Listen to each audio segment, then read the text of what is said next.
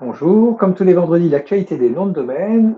On démarre avec le CIRA, donc c'est le registre du Canada, qui a été choisi par Internet NZ, donc le registre de l'extension de la Nouvelle-Zélande, pour mener à bien plusieurs réformes. Donc, encore une fois, le registre canadien montre que sa compétence technique lui permet d'être choisi face à GoDaddy Registry aux entreprises privées. C'est assez intéressant de voir que dans des métiers assez techniques, assez complexes, des entreprises qui suivent une mission de service, qui assurent une mission de service public, comme celle au Canada, et on a pareil en France avec l'AFNIC, qui régulièrement accompagne des entreprises, par exemple pour les nouvelles extensions, que ça soit pour être opérateur de back-end ou pour du conseil, etc. Donc, intéressant que ces organismes-là, qui sont institutionnels, soient plus compétitifs que les entreprises privées des GoDaddy, Donuts et compagnie.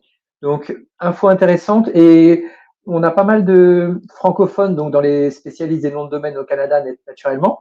Et donc, je crois que le pays a une forme de leadership dans le monde, mais les Français sont pas mal, les Hollandais, bon, il y a les Allemands, il y a quand même pas mal de registres qui le font bien. Par contre, il y en a qui le font très mal, et ça nous amène à notre deuxième actu. Vous avez certainement entendu parler de ce jeune argentin webmaster qui a regardé que Google était libre, et du coup google.com.ar, donc le site de Google en Argentine, eh bien il enregistre le nom de domaine et il a été libre. Il y a eu, donc là je vous ai mis le premier article que j'ai trouvé il y a déjà 8 jours, mais il a été repris, paraphrasé tous les jours, il y a de nouveaux articles. Les infos sont jamais vérifiées, on rajoute un peu plus d'histoire. Et de mon point de vue, c'est pas exactement comme, en tout cas, ça a été expliqué ici que ça s'est passé. C'est-à-dire que le nom de domaine n'a pas expiré. C'est pas Google qui a oublié de renouveler son nom de domaine.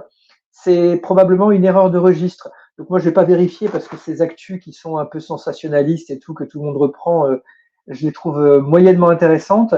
Mais donc il y a le blog d'Abondance, Olivier Andrieux qui l'a fait pour nous. Donc, il a vérifié la date d'expiration et ça a été confirmé aussi par Stéphane Borsmeyer qui avait la même remarque. Donc, c'est plutôt une erreur du registre. Et quand on connaît les difficultés qu'a l'Argentine en ce moment avec la corruption, avec l'incompétence des élites, c'est vraiment c'est dramatique hein, pour un pays qui était aussi fort il y a 100 ans. Aujourd'hui, l'Argentine est vraiment en dessous de tout et c'est vraiment très dommage. Donc, c'est sans doute pour ça que google.com.ar a été enregistré par un tiers. Et Olivier Andrieux d'Abondance nous rappelle qu'il y a eu pareil en Allemagne, google.de en 2007 ou 2008, je ne me souviens plus exactement. Pareil, donc une erreur du registre a pu être enregistrée par une société tierce pendant quelques instants aussi. Là, c'était plusieurs heures apparemment avec ce Nicolas en Argentine, mais il n'y a pas eu de transaction, il n'y a pas eu de vente, il n'a pas pu en tirer quoi que ce soit. Et évidemment, Google a récupéré la propriété du nom de domaine dans la foulée. Bon, une histoire qui a beaucoup fait parler. Voilà, passons.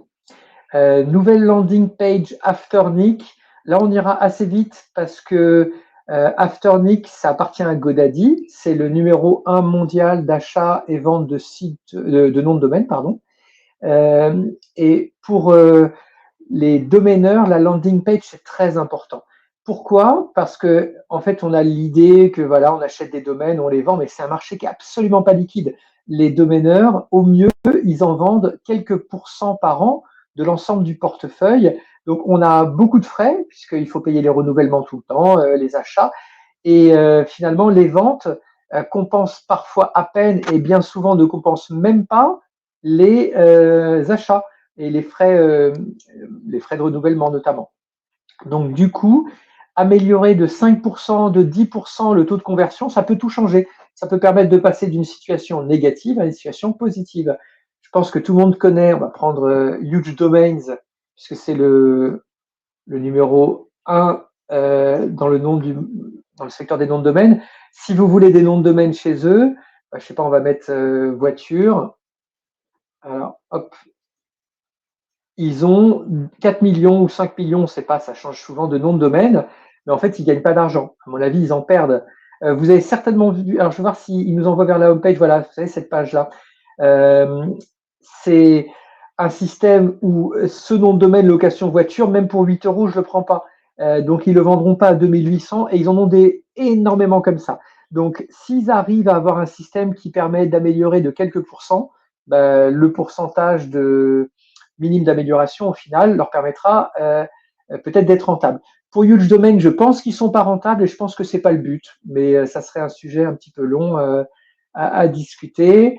Bref, Afternic qui nous propose une nouvelle landing page. Pour nous, ça n'a pas beaucoup d'impact parce qu'en Europe, Afternic est très peu utilisé. Donc, utiliser leur landing page, ça ne va pas permettre de vendre plus parce qu'il n'y a pas de confiance dans GoDaddy, dans Afternic. On préférera Sedo, qui est le numéro 1 en Europe, mais ce n'est pas non plus exceptionnel. On ne vend pas beaucoup. En fait, finalement, on préférera sans doute Dan. Je vais vous mettre Dan.com. Il a été connu justement pour ça, parce qu'il a réussi à avoir, on va taper aussi voiture, des landing pages. Désolé. Donc, il a créé des landing pages qui étaient plus enthousiasmantes. Si je prends par exemple voiture Amsterdam, là, le nom, il est vraiment nul, hein, mais c'est pas grave, on va voir la landing page. Vous voyez des noms comme ça. Ce genre de landing page, apparemment, c'est ce qui convertit le mieux et c'est la référence du secteur. Mais 90% au moins, 95% des vendeurs sur Dan perdent de l'argent. On ne se rend pas compte, mais il y a beaucoup de gens qui rêvent et c'est difficile de vendre des noms de domaine. Donc voilà pour les faits marquants, les noms de domaine disponibles de la quinzaine. Donc là, je ne me suis pas moqué de vous, comme vous voyez, il y en a plein, il y en a plus de 100. Montreintelligente.fr, nouvelleagence.fr, Pack Géothermie, Pimpo, Jeux Jardine, etc. Donc vous pouvez les enregistrer où vous voulez. Pour les avoir, il faut être inscrit à la newsletter. Et vous voyez que c'est une image. En fait, je suis obligé de vous la mettre en image parce que si je mets dans la newsletter en texte, malheureusement, la newsletter passe en spam à cause des termes sans doute parfois utilisés. Mais voilà, je vous recommande vraiment de vous inscrire et d'enregistrer les noms de domaine que vous trouvez sympa pour, si vous les prenez, je ne sais pas moi, pour 8 euros, 7 euros, ça dépend du registraire que vous allez utiliser, c'est quand même intéressant. Le Carton, contactpro.fr, cryptoactu.fr, etc., Dératiseur Paris. On peut faire des choses magnifiques avec Dératiseur Paris. Je vous fais confiance. Donc voilà les noms de domaine disponibles qui sont appréciés. J'ai sorti un service qui est très proche, qu'on va aller voir maintenant. Donc en fait, il est aujourd'hui pas vraiment sorti, il est en bêta. Et donc je l'annonce qu'ici, comme ça me permettra de faire des tests s'il y a des commandes. Laissez-moi 2 ou 3 heures pour les honorer parce que là, c'est vraiment un test. Alors de quoi il s'agit? C'est les mêmes noms de domaine, mais comme vous avez compris, pendant une semaine sur deux, je vous les mets disponibles et une semaine sur deux, je les garde pour moi. Et je vais les mettre dans ces listes. Et ça vous emmène. Alors, j'ai mal cliqué, c'est pas livre. Livre nom de domaine, vous pouvez l'acheter avec grand plaisir, mais là c'était liste, pardon. Les listes noms de domaine. Donc j'ai à peu près 2000 noms de domaine que j'ai trouvé sympas. C'est les mêmes que ceux que vous avez toutes les 2 semaines disponibles à l'enregistrement. Et donc je vous fais des listes, mais que je les ai classées par catégorie. Si vous voulez faire un PBN par exemple en tourisme, pays, ville, vous avez des noms de domaine qui sont sympas. Alors notez bien, ce n'est pas des domaines pour le référencement. Alors, ils ont tous un existant, donc forcément, ils ont quelques liens qui traînent, mais ce n'est pas ça leur intérêt. C'est parce qu'ils ont été choisis pour leur potentiel de marque ou parce qu'ils sont accrocheurs, parce qu'ils ont. C'est des domaines qui ne sont pas faciles à trouver. Donc, je vous propose pour 49 euros de choisir 5 listes. Et dans chaque liste, alors les listes, elles sont par thème. Dans chaque liste, alors ça dépend, des fois il y a 50, des fois il y a 100, des fois il y a plus. Je dirais qu'il y a minimum 50 noms de domaine. En principe, il y a plus, que j'ai trouvé sympa et que j'ai classé dans ces listes. Donc, est-ce que ça vaut chacune, parce qu'il y en a 5, ça vaut à peu près 10 euros? Je pense que oui, parce que c'est des noms libres et que si vous les cherchez par vous-même, vous perdriez beaucoup de temps parce que c'est pas évident. Est-ce que ça vaut beaucoup, beaucoup plus? Il ne faut pas exagérer. Vous voyez les noms de domaine. Voilà, c'est des noms qui sont sympas, mais ce n'est pas des noms qui vont vous permettre d'être premier dans Google ou de les mettre sur ces dos et de les revendre demain à des centaines d'euros ou des milliers d'euros. Ça peut arriver, évidemment. Mais c'est liste de noms de domaine disponibles EMD Brandable. Je ne peux pas vous envoyer les 2000, par contre, si vous choisissez 5 listes en fonction de vos préférences, eh bien, vous aurez 5 petits fichiers PDF. Là, pour le coup, ils seront en texte et voilà, vous avez toutes les instructions qui sont là. J'ai une autre offre qui est un peu moins susceptible d'intéresser les gens. C'est juste si vous avez un besoin très ponctuel. Et en plus, là, c'est plus cher, c'est 190 €. Et ce sont des noms qui sont uniquement des noms qui veulent rien dire, des noms à potentiel de marque. Alors, pourquoi ils sont aussi chers? On va regarder dans la newsletter un peu à quoi ça ressemble. Les noms, typiquement, c'est, regardez, flipea.fr, vostra.fr, xameo.fr. À chaque fois, j'en trouve des très sympas. bih.fr en 3 lettres, HSQ. Des noms qui sont courts, qu'on peut utiliser, mémorisables, et donc qui ont cet avantage de la rareté, mais qui ne sont pas associés à une thématique donnée. Alors là, il y en a plein, et j'en ai plusieurs centaines dans la liste. Et je peux vous assurer que si vous galérez pour trouver un nom, etc., pour votre entreprise et que vous voulez que ça soit un nom un peu marquant, là, vous en avez vraiment assez. Et je pense que les 190 € vont être bien rentabilisés parce que si vous cherchez les mêmes sur Cedo ou alors la plateforme numéro 1, elle s'appelle Brand Bucket. Brandbucket.com. Alors, c'est le même principe. Alors, moi, j'ai surtout des .fr. Il y a des .com aussi, mais surtout des .fr. Et là, vous voyez ce genre de nom. Envato, Give, Pana, Pepo. Et par exemple, je sais que c'est des milliers de dollars. Hein, c'est assez cher. Hein. Modalsecurity.com, 3000 $. Vous voyez ce nom, School Hall, 3235. Ces noms à potentiel de marque. Voilà ce que je vous propose.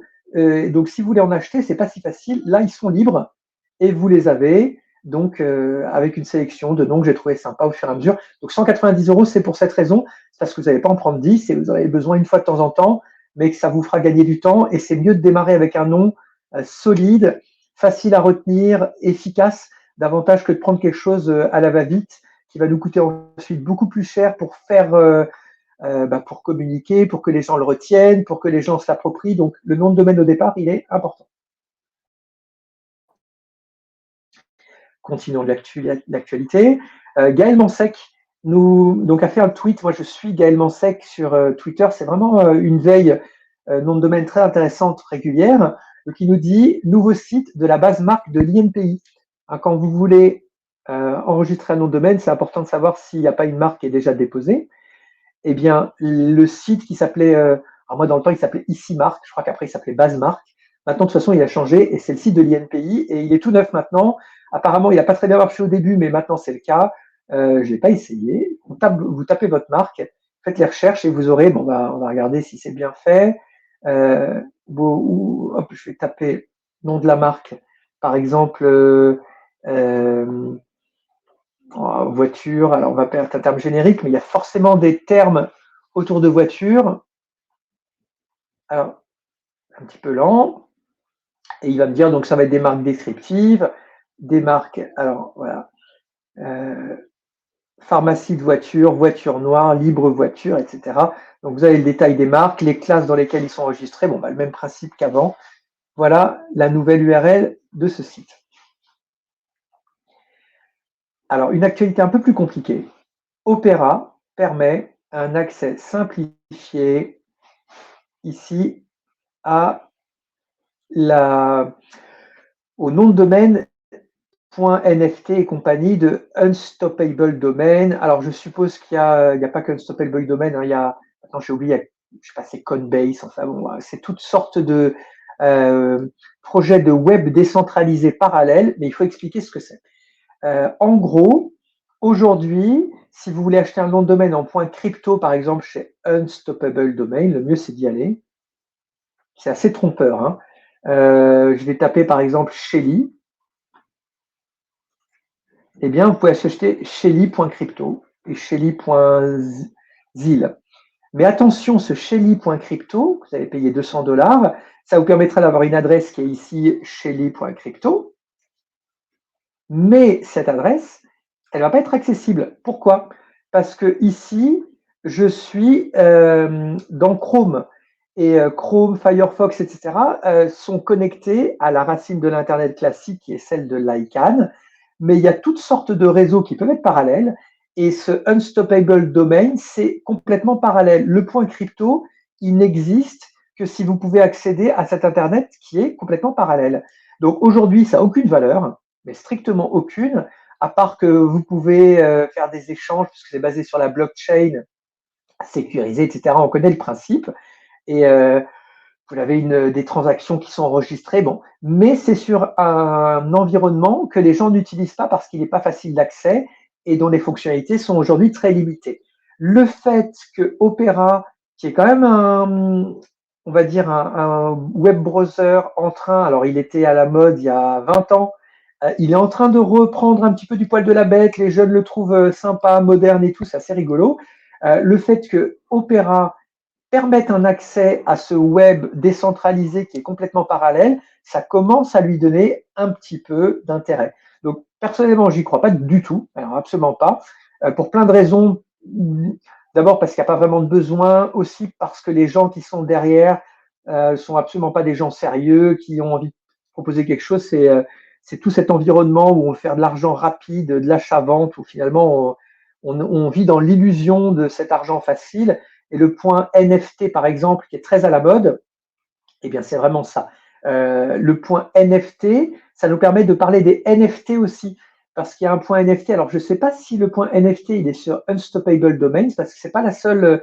On a expliqué que ce web décentralisé, il n'y a pas qu'une seule plateforme. Il y en a d'autres. On va taper dans Google, hein, acheter un point NFT. Mais Google, il est un peu bête, je ne suis pas sûr qu'il va trouver. Voilà. En fait, là, on nous demande d'acheter des crypto collectibles, des NFT. Mais les NFT, c'est pas pareil que le point NFT. Donc, si vous avez forcément vu, vous avez petite fille, NFT, maison qui brûle, NFT.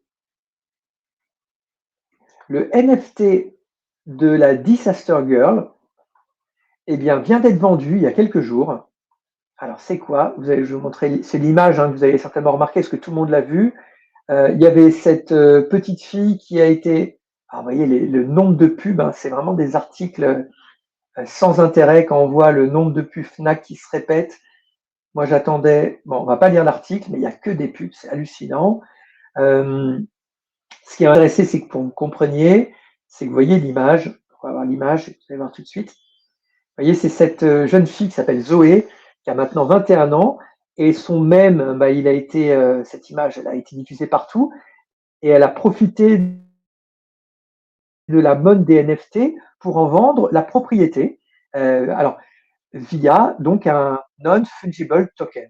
Mais il y a le point NFT qui est différent aussi, hein. Le point NFT, c'est pas pareil que les NFT. Donc aujourd'hui, les NFT sont à la mode, mais c'est pareil que que les points NFT pour moi. Ça n'a aucun avenir, mais attention pour les NFT, c'est pas pareil que pour les points NFT. Il y a beaucoup de gens quand même intelligents, bien plus qualifiés que moi, avec bien plus d'infos, qui pensent que c'est un avenir, et on va le savoir très vite, je pense, hein, parce que aujourd'hui, les médias nous parlent de ces grandes ventes exceptionnelles, mais on verra s'il y a vraiment des gens qui achètent et qui revendent et qui a d'usage. Donc, je vous ai donné mon sentiment. Pour ça, il faut peut-être plutôt s'intéresser à ce que diront les vrais spécialistes. Personnellement, c'est un sujet qui me concerne parce que mon associé, alors vous connaissez Domstock, je pense, chez Domstock, Marc-Olivier Bernard, et vient de racheter une maison de vente. Alors, il va proposer un service d'enchères pour tout type d'actifs immatériels et notamment les NFT. Donc, j'espère vraiment de tout cœur que je me trompe, comme ça, lui va cartonner avec les NFT. Mais je pense de toute façon qu'il va cartonner. Pas forcément avec les NFT, mais avec tout type d'actifs immatériels, parce que voilà, c'est une vraie tendance. Et le fait que ça soit sécurisé avec une vraie maison de vente, avec un commissaire de justice, etc., ça, ce qui est le nouveau nom de l'huissier. Je connais pas bien le secteur commissaire-priseur, plutôt, j'en sais rien. Vous verrez bien. Mais donc, on saura si les NFT se vendent si facilement. Le point NFT, est-ce que vous avez envie d'acheter votre nom de domaine en point NFT? Je ne vous recommande pas. Là, pour le coup, c'est uniquement de la spéculation avec des gens malhonnêtes derrière, avec toutes sortes d'embrouilles. Ça ne vaut pas le coup. Dernière info dans l'actualité, on a le 4 mai, donc mardi qui vient, eh bien, l'AFNIC qui organise une journée. Alors online, c'est très pénible, hein. Moi, j'en ai déjà marre, je pense que comme tout le monde, mais j'irai parce que j'aime vraiment le principe, c'est très associatif et on a expliqué que les registres privés sont mauvais. Par contre, les registres qui effectuent une mission de service public, alors en Argentine, pour le coup, c'est encore pire que tout, mais il y a des pays dans lesquels eh bien, on conserve à une certaine qualité, le côté vraiment servir à quelque chose. Et c'est clairement le cas de la FNIC. Donc, si vous avez envie de vous inscrire, il faut être membre de l'association, mais l'association, ça coûte vraiment rien, hein. C'est 50 € à l'année peut-être d'être membre de l'association de la FNIC et il y a de vrais avantages. Et en plus, vous participez à la manière dont le point .fr est géré. Et chacun, c'est un peu sur le modèle de l'ICANN, c'est très participatif. Chacun a son mot à dire et on est écouté, quel que soit son usage des noms de domaine. Et franchement, coup de chapeau à la FNIC pour la manière dont c'est géré.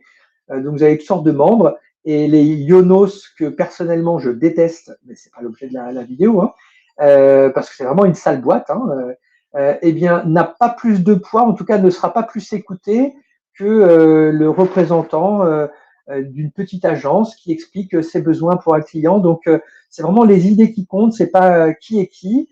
Et je trouve que c'est très bien géré et qu'en tout cas on est bien informé sur la manière dont évolue le nom de domaine, plutôt l'extension.fr. Donc voilà pour l'actualité de la semaine. N'hésitez pas à faire vos commentaires. Alors j'ai certainement dit plein de bêtises comme d'habitude, hein. Et donc vos commentaires sur le groupe Facebook, dans le YouTube, vous pouvez liker, partager, vous abonner. Vous savez comme le disent les YouTubeurs, moi je ne me rappelle plus très bien. Ou sur Twitter ou sur LinkedIn. Et je vous dis à vendredi prochain. Merci.